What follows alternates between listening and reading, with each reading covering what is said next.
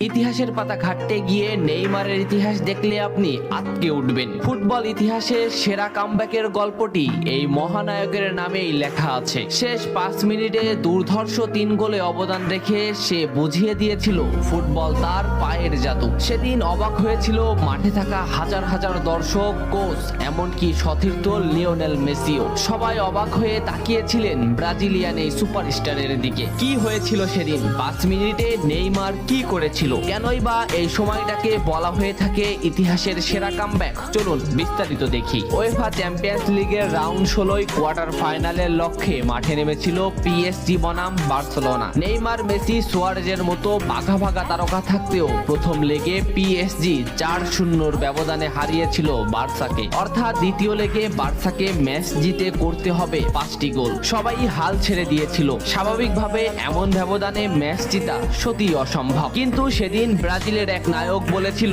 এটা সম্ভব, আমরা এটা করে দেখাবো। যেভাবেই হোক না কেন আমরা দলকে ম্যাচ জেতাতে চাই। 2017 সালের 8 মার্চ অনুষ্ঠিত হয় এই ম্যাচের দ্বিতীয় লেগ। ম্যাচের শুরু থেকেই ক্ষিপ্ততা আর দক্ষতা দেখাতে শুরু করেন নেইমার। এই ম্যাচে যেন আবির্ভাব হয় কোনো এক নতুন নেইমারের। এই নেইমারকে তো কেউ চেনে না। ম্যাচের 3 মিনিটেই লুইস সুয়ারেজ পেয়ে যায় প্রথম গোলের দেখা। এরপর নেইমারের ক্ষিপ্ততায় একের পর এক আক্রমণ সাজাতে থাকে বার্সা। এদিন যেন নেইমারকে কোনোভাবেই আটকাতে পারছিল না পিএসজি। নেইমারকে আটকাতে একের পর এক ফাউলই বেছে নিয়েছিল তারা। ম্যাচের 40 মিনিটে লেভিনের আত্মঘাতিক গোলে বার্সা পায় দ্বিতীয় গোলের দেখা। ম্যাচের 50 মিনিটে ক্ষিপ্ত থাকা নেইমারকে ডি বক্সের ভিতর ফাউল করে ফেলে দেওয়া হয়। এতে বার্সা পেয়ে যায় পেনাল্টিতে গোল করে দলকে এগিয়ে নেন লিওনেল মেসি। তবে যেমনটা ভাবছিলেন এই ম্যাচের গল্প ফুটবল বিধাতা তেমন ভাবে লেখেননি। 62 মিনিটে বার্সার কফিনে শেষ প্যারাটা পুড়ে দেন এডিনসন কাভানি। এতেই স্তব্ধ হয়ে যায় ক্যাম্প নু।